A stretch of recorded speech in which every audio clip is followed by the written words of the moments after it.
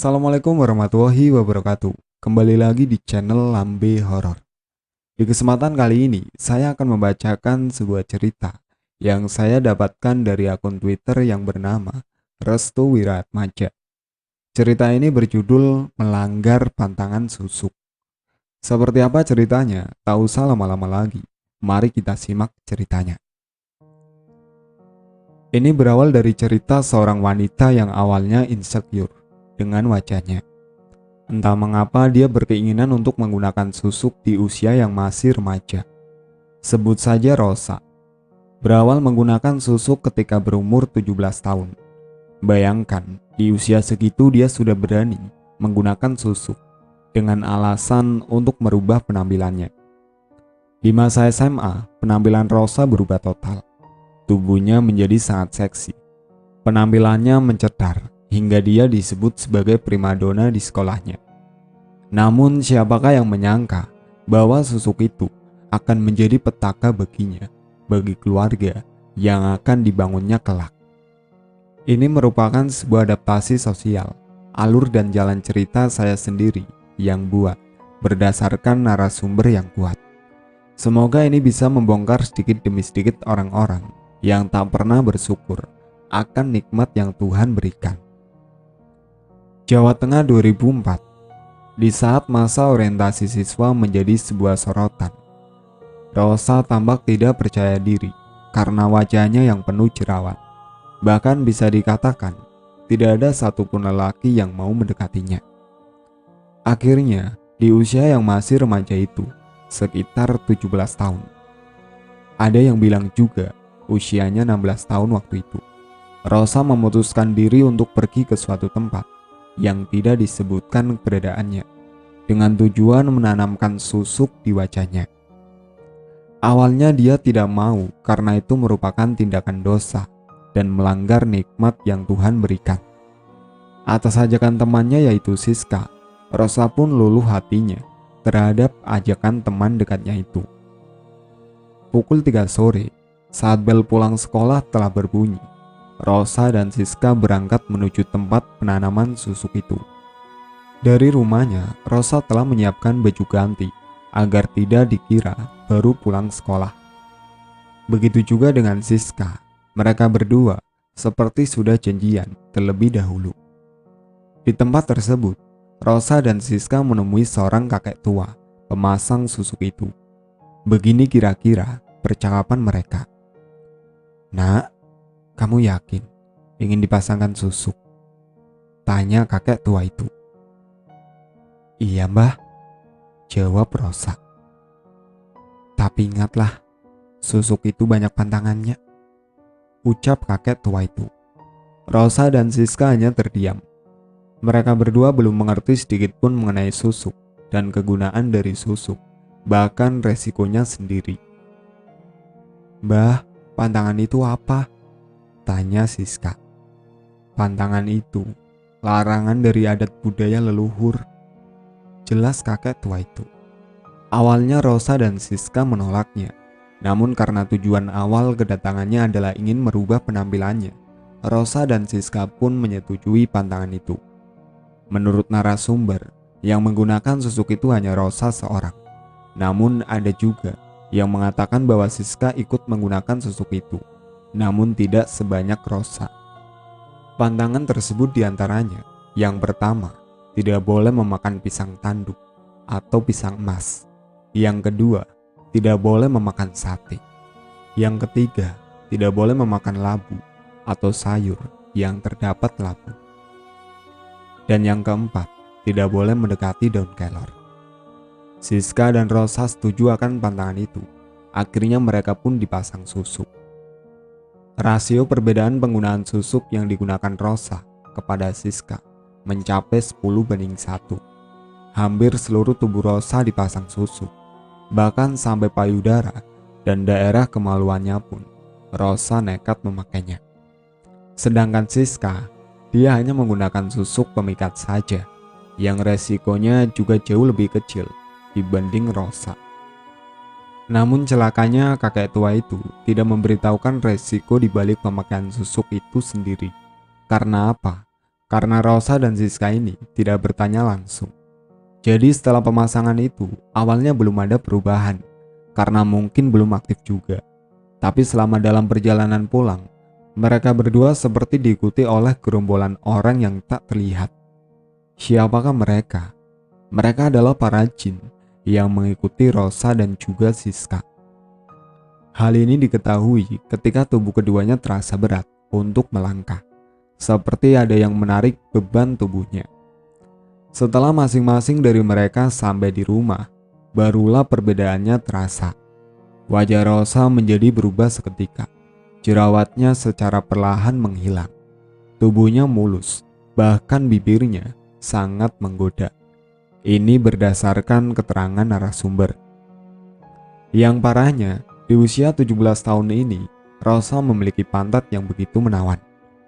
Hampir menggugah hasrat nafsu para laki-laki. Tentu saja berkat ini, Rosa menjadi primadona di sekolahnya.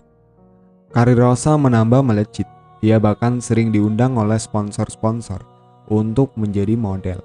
Entah kecantikan atau makanan. Yang pasti kalau istilah di zaman sekarang adalah Rosa menjadi selebgram. Lanjut di usia yang ke-23 tahun atau sekitar 2010-an, Rosa menikah dengan seorang insinyur yang bekerja di sebuah perusahaan besar. Hal ini berkat apa? Berkat susuk yang menjadi sebuah keberuntungan baginya. Selama 5 tahun, Rosa berhasil menjaga pantangannya, yaitu untuk tidak memakan makanan yang dilanggar dan bisa menyebabkan susuk itu sendiri luntur. Siska tetap menjadi teman akrab Rosa. Sesekali Siska mengingatkan agar berhati-hati jika sudah menikah, karena takutnya Rosa ini lupa akan pantangannya. Selain makanan, ada beberapa ibadah yang dilanggar. Entah ini hanya kebetulan atau bagaimana. Yang pasti Rosa ketika menikah dengan pria yang bekerja sebagai insinyur itu, dia bahkan tampak aman-aman saja. Itu karena seluruh pantangannya berhasil dicegah, atau dalam hal lain, Rosa tidak melanggar pantangan tersebut. Namun, ada sesuatu yang mengganjal di 1 tahun setelah pernikahannya. Rosa berhasil hamil anak pertamanya, tetapi hal yang tidak disukainya pun terjadi. Selama hamil, si Rosa diikuti oleh kuntilanak bungkuk. Jadi awalnya, ketika Rosa hamil 5 bulan, kalau tidak salah, dia bersama dengan suaminya berada di depan rumah untuk melihat langit malam. Namun ketika si Rosa mengarahkan pandangannya menuju pohon mangga di dekatnya, tanpa disadari, kuntilanak dengan badan bungkuk sedang menggoyang-goyangkan kakinya. Kuntilanak itu tertawa lirih, yang artinya keberadaannya sangat dekat dari rumahnya. Hal ini membuat sang suami, sebut saja Ferdi, sangat ketakutan. Dia menyuruh Rosa untuk masuk ke dalam kamarnya. Rosa menyadari kedatangan kuntilanak bungkuk itu bukan hanya karena dirinya sedang hamil, namun dia sadar bahwa ketika tahun 2004 awal menggunakan susuk itu, hingga 2011, 7 tahun penggunaan susuk, si Rosa baru sadar kalau selama itu juga dia diikuti oleh makhluk halus. Bukan hanya satu, namun banyak. Saat Rosa mendekati kelahiran anak pertamanya, percaya atau tidak percaya, proses kelahirannya dibantu oleh makhluk halus lainnya. Rosa percaya tidaknya 7 tahun yang lalu itu memberikan feedback yang tak baik. Setelah anak pertamanya lahir, Rosa melihat beberapa orang sedang menunggu di depan pintu kamar persalinannya.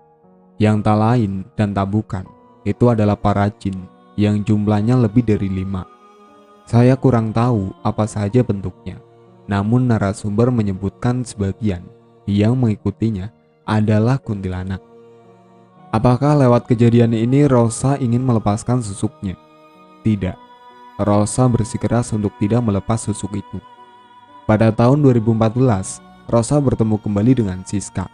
Dia menanyakan mengenai susuk itu dan berkeinginan untuk menanyakan mengapa dirinya selalu diikuti oleh kuntilanak itu. Namun sayang, kakek tua itu telah meninggal dunia. Akhirnya tak ada cara lain bagi Rosa untuk melepas susuk itu sendiri selain melepaskannya dengan melanggar pantangan itu sendiri. Anehnya, perekonomian Rosa menambah baik. Artinya dia juga semakin sibuk dan kecantikannya tak luntur sedikit pun. Hal ini membuat Rosa disukai oleh istri-istri para pejabat, bahkan aparat pemerintah.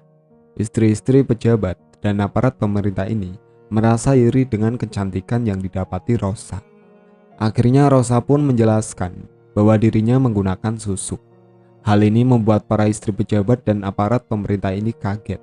Ternyata kecantikan Rosa yang sudah memiliki satu anak ini berasal dari susuk yang dipakainya. Akhirnya tanpa disadari pergaulan Rosa semakin menjadi-jadi. Rosa yang bergaul dengan istri para pejabat dan aparat itu sering sekali melakukan kegiatan malam dengan sering menongkrong di klub-klub malam. Sehingga banyak para lelaki hidung belang yang melihat kecantikan Rosa dan berharap mendapatkan Rosa bagaimanapun caranya. Bukan hanya itu, para istri pejabat dan aparat juga mengikuti jejak Rosa dengan menggunakan susuk tanpa diketahui resikonya, tanpa diketahui feedbacknya, tanpa diketahui resikonya. Menurut mereka, cantik adalah nomor satu yang harus dimiliki wanita. Namun lama-kelamaan Rosa ini melanggar pantangan dari susuk. Hal itu bermula ketika dia bermain ke salah satu istri pejabat dan disuguhkan makanan berupa sate kambing bersamaan dengan gorengan pisang tanduk sebagai cuci mulutnya. Rosa tak menyadari itu adalah pantangan atau larangan yang bisa memberikan petaka bagi Rosa sendiri. Dilapnya habis sate itu dan juga gorengan pisang yang disuguhkan oleh temannya yang berasal dari istri pejabat. Apa yang terjadi setelah itu? Rosa yang memiliki banyak kenalan laki-laki hidung belang di klub-klub malam yang sering mengajaknya karaoke bersama. Akhirnya isu dan fakta ini tersampaikan oleh sang suami. Rosa ketahuan selingkuh. Rosa tak percaya bahwa kegiatannya tercium oleh suaminya. Akhirnya, tanpa basa-basi, Rosa diceraikan begitu saja. Padahal dia masih memiliki anak yang berumur kurang lebih 4 tahun. Namun hal ini tidak membuat Rosa menyerah. Dia terus-menerus menebar pesona. Memang susuknya belum sepenuhnya rontok, namun resikonya sudah ada sedari itu. Puncak permasalahannya ketika dia menikah kembali di tahun 2015, kalau tidak salah, dengan seorang dokter. Tidak tanggung-tanggung, yang mencintai Rosa adalah orang yang berpangkat tinggi. Hal inilah yang membuat Rosa tak pernah sedih mengenai kegagalannya dalam berumah tangga, karena dia yakin kecantikannya dapat menutupi kehancurannya. Namun siapa sangka, ternyata sang suami barunya ini memiliki saudara yang memiliki indera keenam dan melihat seluruh anggota tubuh Rosa dipenuhi oleh susuk. Saudara sang suami ini bernama Yayat, sedangkan si suami ini bernama Ronald. Ronald orang yang sabar dan tak pernah marah akan tindakan istrinya, Rosa. Berbeda dengan Yayat, dia percaya bahwa Rosa itu bukan orang baik. Terlebih lagi, Rosa memiliki anak yang berumur 4 tahun. Namun penampilannya tidak mencerminkan keibuan. Yayat juga mendapati ada 5 sosok yang mengikuti Rosa. Yang paling parah adalah si kuntilanak bungkuk. Kuntilanak ini selalu mengikuti kemanapun Rosa melangkah, karena dia adalah penjaga utama dari susuk itu sendiri. Akhirnya, dari pernikahan Rosa dan Ronald, kabar baiknya, Rosa berhasil hamil anak kedua dari suami yang berbeda. Atas permintaan suaminya, Rosa dan suaminya berpindah rumah untuk mencegah terjadinya gunjingan serta makian yang sering didapati oleh Rosa. Hal ini dikarenakan bahwa Ronald tidak ingin bahwa istrinya, Rosa, menjadi tekanan batin. Tentu saja, atas kebaikan suaminya, Rosa ini hidup sesuai jalannya. Dia masih sama seperti dulu, menongkrong di klub-klub malam. Belum ada perubahan sama sekali dalam diri Rosa. Namun di umur kehamilannya yang baru 3 bulan, si Rosa ini ngidam aneh. Dia tidak mau mendekati suaminya, bahkan sangat membenci suaminya. Bukan hanya itu, dia tidak ingin makan dan minum apa-apa. Hal ini membuat ketakutan dalam diri Ronald semakin menjadi-jadi. Akhirnya, Ronald pun memperkerjakan seorang wanita yang kebetulan dia juga memiliki penglihatan yang tak bisa dilihat oleh orang lain pada umumnya. Sebut saja Binem.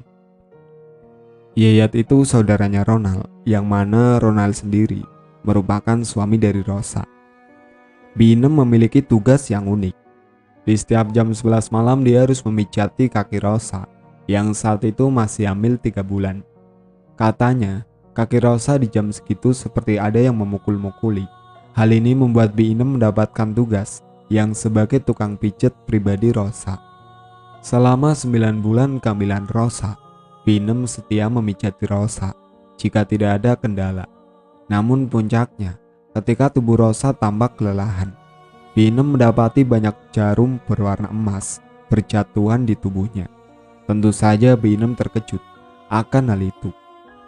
Setelah diteliti, Binem baru sadar bahwa si Rosa ini menggunakan susuk, yang mana masa susuknya sudah habis.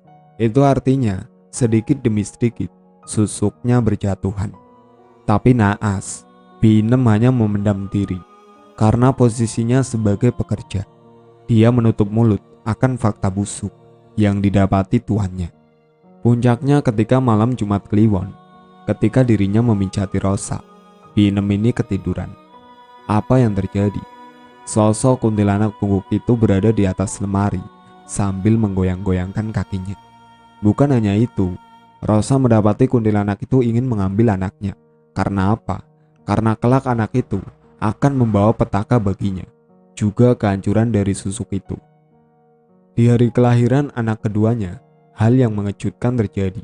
Kelahirannya tidak normal, bahkan yang mengejutkan bayi itu tidak memiliki darah sama sekali, suci dan bersih. Menurut Pak Yayat, itu adalah hasil dari tirakat suaminya, yaitu Pak Ronald, yang mana dia sering sekali berpuasa untuk anaknya. Belum cukup sampai di sini, gangguan demi gangguan menyerang Rosa.